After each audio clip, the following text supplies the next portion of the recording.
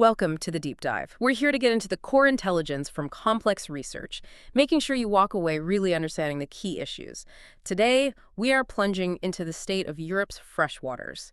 The streams, rivers, lakes, the lifelines for biodiversity and, well, for us across the continent. Yeah, and our source for this deep dive is a really crucial paper. It was published in Nature titled "The Recovery of European Freshwater Biodiversity Has Come to a Halt." And that title isn't just an observation, it's backed by a huge amount of data. It's essentially a warning sign. The lead authors, Peter Haase and Ellen Welti, they pulled together about half a century's worth of environmental monitoring. Half a century. That's a staggering amount of information. So our mission today for you listening is to unpack what they found. We're talking 1,816 time series looking at freshwater invertebrate communities spread across 22 European countries and spanning, 53 years from 1968 right up to 2020. Exactly. And the central question driving this huge analysis is vital. Europe has poured decades of effort, legislation, money into cleaning up its waters. Did it actually work? And maybe the more urgent question now is that progress still happening? Or are we actually starting to lose ground again, facing new kinds of pressures? Right. That really sets the scene. But maybe before we dive into the results, we should talk about why we're focusing on these tiny creatures, freshwater invertebrates. Why base the health of Europe's waterways on, bugs? Why do they matter so much? Well, they matter because freshwater ecosystems themselves are just incredibly important. They punch way above their weight in terms of biodiversity, real hotspots. And they give us so much: clean drinking water, food, energy, flood control, you name it. But they are also, as you hinted, very fragile, especially vulnerable to human activity. So that's where these indicator species come in. The study looked at, over 2,600 different types of invertebrates. Yeah, 2,648 taxa. Think of them as the river's essential workforce. They're filtering water, breaking down organic stuff, forming the base of the food web. Their presence, or absence, tells you a lot about water quality. It's kind of the foundation of monitoring because their needs are so specific, so well known. And the researchers looked at biodiversity in two main ways, which is really important for understanding what they found. The first one is probably familiar: taxonomic diversity. Yeah. So that's basically counting the number of different types, the richness, and how many individuals there are, the abundance. Okay, so counting heads, essentially. Pretty much. But the second metric, functional diversity, is where it gets, I think, even more insightful and maybe more critical for the ecosystem. Functional diversity. So that's about what they do. Exactly. It measures the range of jobs or functional traits these species have. Things like how they feed, are they shredding leaves, scraping algae, filtering particles, or how they move around. Ah, I see. So it's like having a toolkit. Taxonomic diversity is just counting your tools. Right, how many hammers, wrenches, screwdrivers you've got. But functional diversity tells you if you have the right mix of tools to actually get the job done, to fix things. Precisely. High functional richness means the ecosystem is likely more resilient. It can handle different tasks like decomposition or nutrient cycling. It reflects the overall health, the capacity of the system. Okay, that makes sense. And looking at that whole 53-year period, the data, initially it looks like a huge success story, doesn't it? A real win for environmental action. Well, absolutely. It was a massive success for a long time. From 1968 well into the 2010s, you see these overall net increases across the board. Taxon richness, the variety, went up by about 0.73% per year. Abundance, the sheer number of critters, up 1.17% per year. And that functional richness, the measure of ecosystem capacity, saw even bigger gains, about 2.4% per year on average. Wow. And even the really sensitive ones, the ones that disappear first when things get bad, they track those EPT taxa. That's right. Mayflies, Ephemeroptera, stoneflies, Plecoptera, and caddisflies, Trichoptera, your classic clean water indicators. And they came back strong. Really strong. Their abundance showed a net increase of plus 2.38% per year. A remarkable recovery for those groups. And this success, the paper links it directly to policy, right? Yes, very clearly. They attribute these historical gains to major legislative efforts. The EU Water Framework Directive from 2000 played a role. But particularly, the big driver seems to have been improvements in wastewater treatment pushed by the EU Urban Wastewater Directive back in 1991. Ah, so tackling the obvious stuff, the pipes dumping sewage, industrial waste, the point source pollution. Exactly. That was the low-hanging fruit, maybe. Clear targets and the cleanup efforts were incredibly effective against that kind of organic pollution and the related problem of acidification. We fixed the easy problems then and did it brilliantly. He did. And that leads us to the twist in the story. If that legislation works so well, why did the recovery seemingly Yeah. stop? Why didn't it just keep going until all rivers were healthy? Yeah, that's the core tension in this whole deep dive, isn't it? The recovery didn't just slow down. The paper says it's halted, stopped. Okay, let's really unpack this plateau, because Yeah, the evidence for this stall is, well, it's the headline finding. definitely. And to see this stall, they didn't just average over the 53 years. They used what's called a moving window analysis, basically looking at trends over shifting 10-year periods from 1990 up to 2020. Clever. So that reveals the underlying pattern, not just the long-term average. Precisely.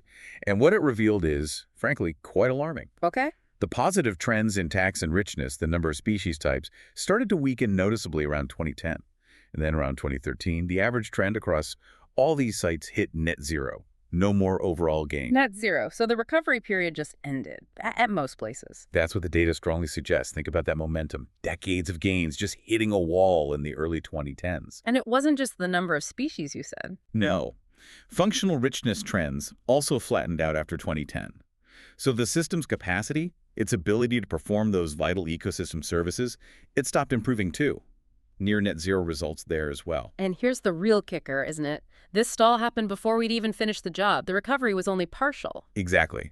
The study points out that something like 60% of rivers monitored under the Water Framework Directive still don't meet good ecological status. So we hit the brakes before we even got halfway to the goal. Which immediately begs the question, what stopped it?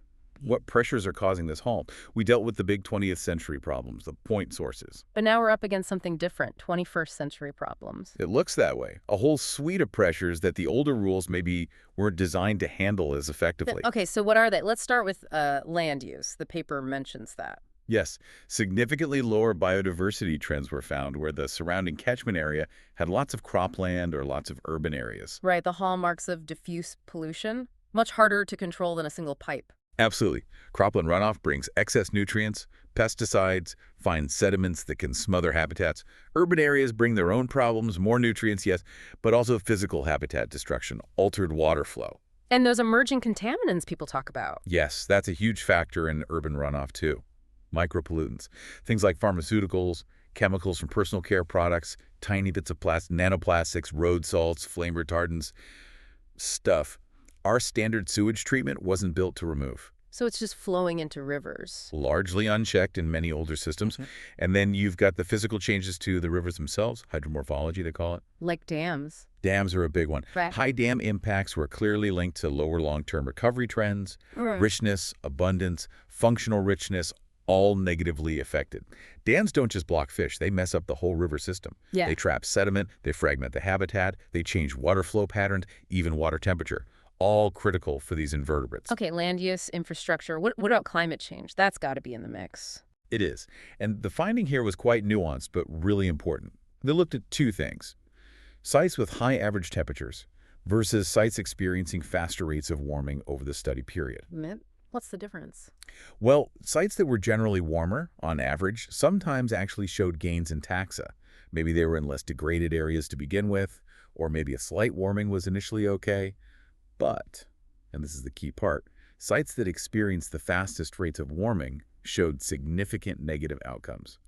Lower richness, lower abundance, and notably poor functional richness trends. So it's not just being warm, it's the speed of the change, the rapid warming. It seems so. The rate of change and probably the extreme events that come with it, heat waves, droughts, that destabilize things quickly. Organisms just can't keep up. They can't adapt fast enough. Right. And one more, pressure-invasive species. Can't forget those. While the native biodiversity recovery stalled, non-native species richness and abundance actually shot up quite sharply, around 3.9% per year. Wow. And where were they showing up most? Urban areas again, often linked to global trade, shipping pathways. These non-native species can thrive in disturbed environments where native species might be struggling. So putting it all together, the old policies worked wonders on point source pollution. Huge success. But their power is fading against this newer wave of pressures. Diffused pollution from farms and cities, aging infrastructure, dams, the rapid pace of climate change, and these invasive species. That's the big picture, yeah. That's the broader implication. If we want that recovery to restart, just tweaking the old rules probably won't cut it. The paper argues for a fundamental shift, more ambitious, larger-scale actions. They talk about substantial catchment scale changes in how we manage the land. Catchment scale. So looking at the whole river basin. Exactly, which means serious thinking about agriculture, reducing water extraction, cutting down on sediment runoff, pesticides, fertilizers, big changes. And infrastructure, too, you mentioned. Massive investment needed there.